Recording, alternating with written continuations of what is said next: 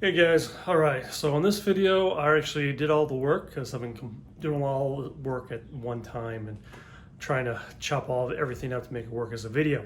So today I'm going to actually show you guys everything that I've done on the floor and how I decided just to temporarily repair it until I fix it down the road. So hope you guys enjoy. Hey guys, hopefully I got this in frame. So we're going to go ahead and give this a shot actually on the floorboards.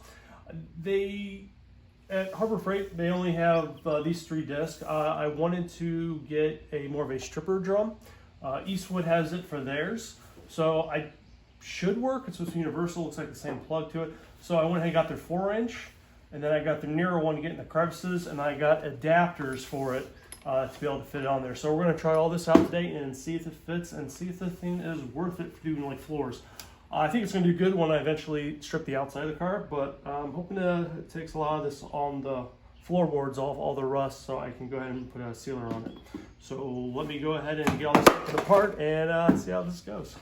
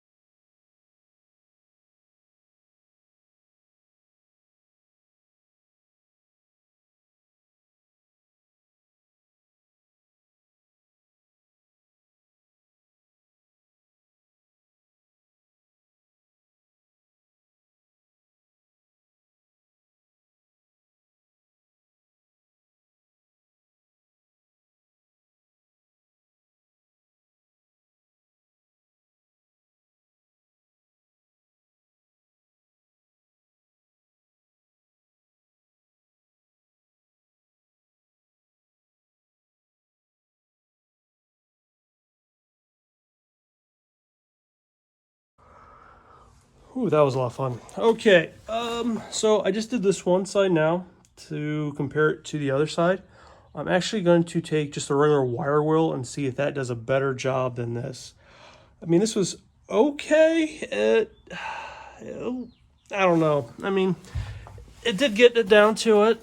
Got the scaling off, but I mean, it wasn't strong enough to even take some sound deadener still onto it. So I'm gonna have to get that gooby gone or something. Scrape all that off. I mean, it did seem like it did better back here than up there. The 4-inch disc, it's hard to get into places. I seemed like actually the smaller disc, I got better area coverage, maybe because I could put more force onto it and it doesn't cover as much surface area. But I mean, this is all pitted. I mean, did good through here on the back, just the front, just it didn't do as good as I was hoping up there, maybe because all the angles and stuff. Couldn't get in the corners really easy. Focus, okay. So, I mean, I think that'll do. I ended up having to rip these off because I'd rust up into here. So, I guess I gotta take all that off too, old sealant. So, yeah, I'm gonna go ahead now and do the other side with a wire wheel and see which side comes out better.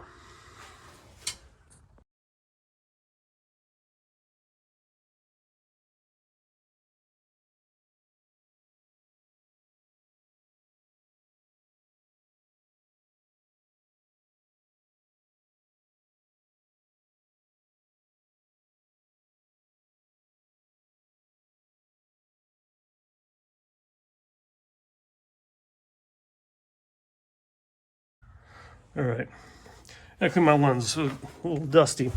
So for this side, I used thicker wire wheels, small one, start with the bigger knit one. This definitely took more rust off. The thing with it is that it's more aggressive than using those wheels. So I found a lot of Swiss cheese. Hole, hole, hole, hole, hole, hole. I knew that was there, but then I think it's my fuel line, might be a brake line, but I think it's the fuel line. Holes up and through here, hole right here. Like where the back panel, not too bad actually. Then severely, you can see all the holes there. severe Swiss cheese. And I had no holes on that side, besides really the ones I had up the front, and discovered a few new ones, but not really. So I guess it all depends on how much you want to discover. Okay, so I guess it depends on which one you should use.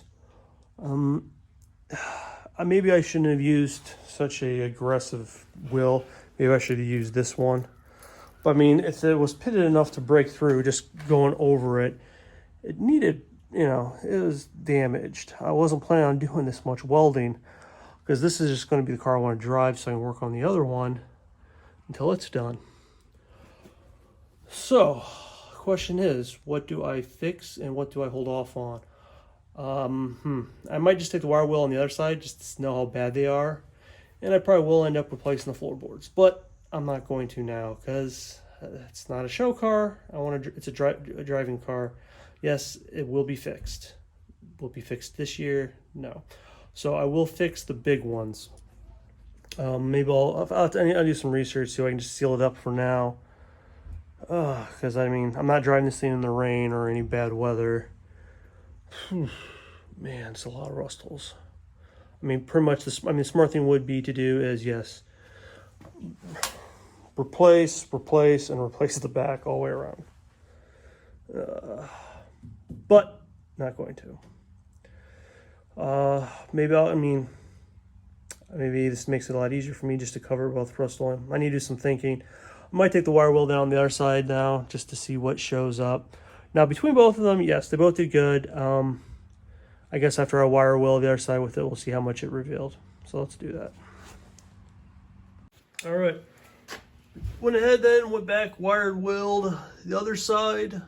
I used the lighter brush one though and the heavier small one onto it, and no more really rust holes showed up. The only one was actually up in that corner, was kind of bad before, and it just revealed some more up in there. So actually the driver's side was better. I originally thought that was the worst side. I was wrong. So I guess that's not, I guess so between the two units, between a wire wheel and maybe I should use one of these. Grab the box. And this, probably pretty close to even onto it. The wire wheel, it wasn't as messy. The wire wheel was a lot more messier. So it left a lot more debris, it seemed like, but I think it took more off, or maybe there's just bigger chunks. It seemed like I vacuumed, but this side was actually I thought it was just had more surface rust, so it did just have more rust. So now I gotta figure out what I'm gonna do with that. So my kid fell asleep, so I don't like using big power tools when the kid's napping, kid's sleeping. You let him sleep and do what you can, work around it. So I went ahead and degreased the whole floor for now. Then I tried this rust dissolver, covered pretty much the whole floor with whole floor covered with a nice thick coat onto it.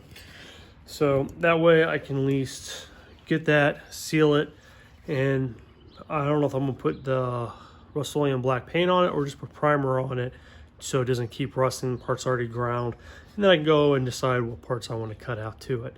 So I have to let this sit for about 30 minutes. So then after that, I'll wipe it off and wash it off, and then maybe put some primer down on it. Hopefully, let's see how much more rust I can kill.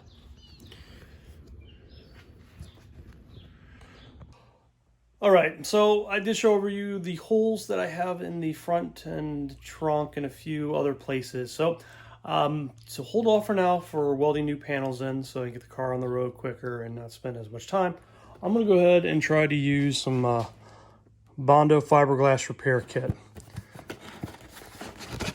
So what this kit will come with will be the cloth, and then the resin, and then the harder. So I think this is a good way to go. Some people do a lot of their car stuff totally with the fiberglass and leave it permanently. I'm not doing that. I'm just going to leave it until I get a chance to get the new panels I need to down the line, maybe next year, because I need to drive it. So let's go ahead and get areas cleaned up and the fiberglass cut.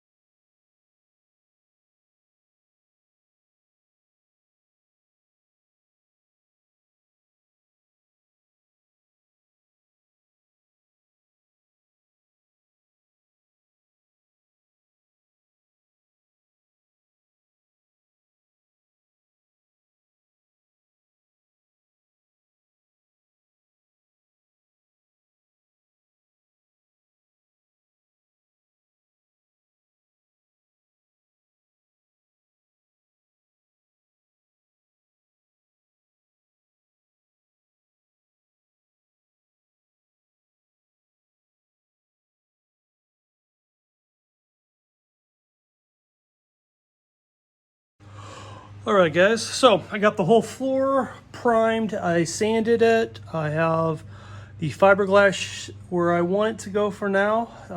Like I said, not perfect, but I think it's going to look good. This is temporary. It's something I will repair down the line. This is just to get me on the road. This video is taking a long time. I'm working on like probably 3 videos at once, jumping back and forth. So who knows, I might have one video after another coming out. So I'm just going to use Rust-Oleum, the high performance stuff. Yeah, I know a lot of people are like, oh, don't put Rust-Oleum on your car, but this is the floor. It should be perfectly fine. So I'm going to do just the inside here and then the trunk. So everything's been sanded, cleaned, ready to go. So let's shake this paint up and get some paint on it because I need to get this thing moving.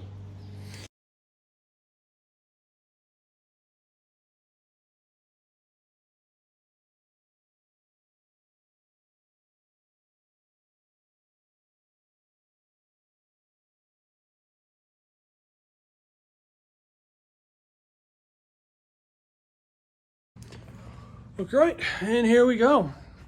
I showed some of it in time lapse.